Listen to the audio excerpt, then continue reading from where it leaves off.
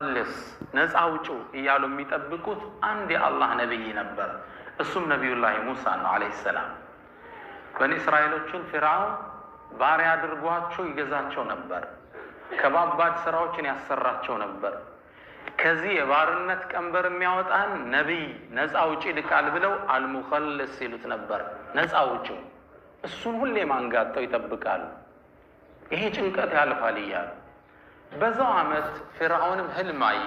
ይሄን ክስተት አንድን መጥፎ ውሳኔ ወሰነ። ወንዶች በአጠቃላይ እንዲገደሉ ወሰነ።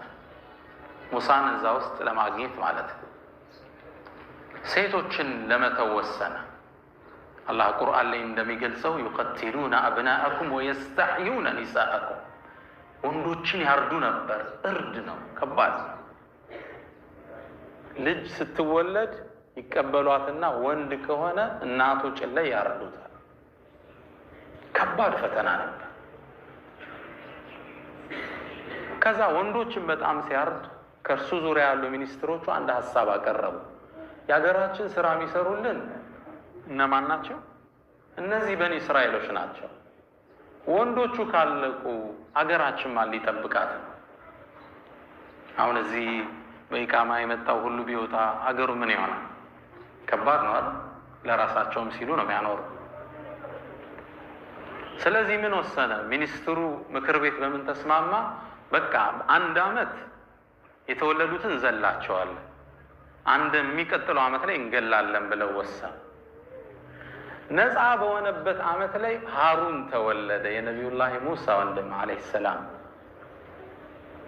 ህፃናቶች በሚገደሉበት አመት ላይ አላህ ሱብሓነላህ አሸናፊ መሆኑን ሊያሳየን፣ ህፃናት በሚገደሉበት አመት ላይ ማን ተወለደ? ሙሳ አለይሂ ሰላም። እናት ፈራች፣ ተደብቃ ወለደችው። ምን ታድርግ? ወታደሮች በመጡ ቁጥር እንዳይገሉባት አንድም ብልሃት ዘየደች። በሳጥን አድርጋ በረዥም ገመድ ሙሳን ወንዝ ላይ ትለቀዋለች። በረዥም ገመድ ወንዙ ላይ ወታደር ሲመጣ ቤት ምንም ነገር የለም። እነሱ ሲሄዱ ገመዱን ስባ ታጠባና ትመልሰዋለች። ከባድ ፈተና። አላህ ሳምፕል እንዲሆነና የጠቀሰልን።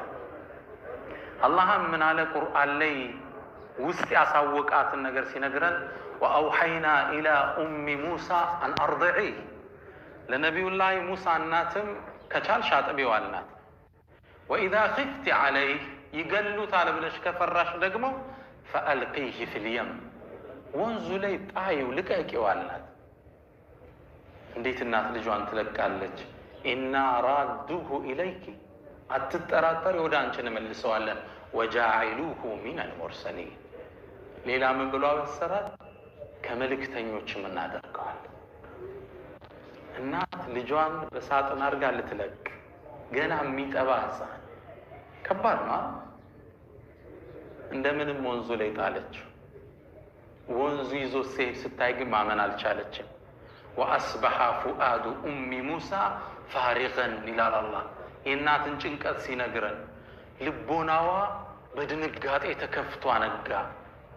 ኢንካደት ለቱብዲ ቢህ ለውላ አረበጥና አላ ቀልቢሃ፣ ጩሃ ነገሩን ጉድ ልታወጣው ነበር፣ እኛ ልቦናዋን ባናጸናት። ሄደ ወንዙ ይዞት ማንን? ሙሳን። የሚወስደው ከፊርዓውን ሊያርቀው ይሆን? አላህ ይቀጥልልናል። ሄደ። የሚያቀናው ግን ወደ ፊርዓውን ቤተ መንግስት ነበር። እናት ተጨንቃለች። እህቱን ጠራችና ቁሲ ተከተይው አለቻት። ፈበሱረት ብሂ አን ጁኑብ፣ ከርቀት አየችው። ወንዙ ወደ ምን ወሰደው? ሊገለው ወደሚያሳደው አምባገነን መንግስት። የፊርዓውን ሚስት አጋጣሚ ሳጥኑን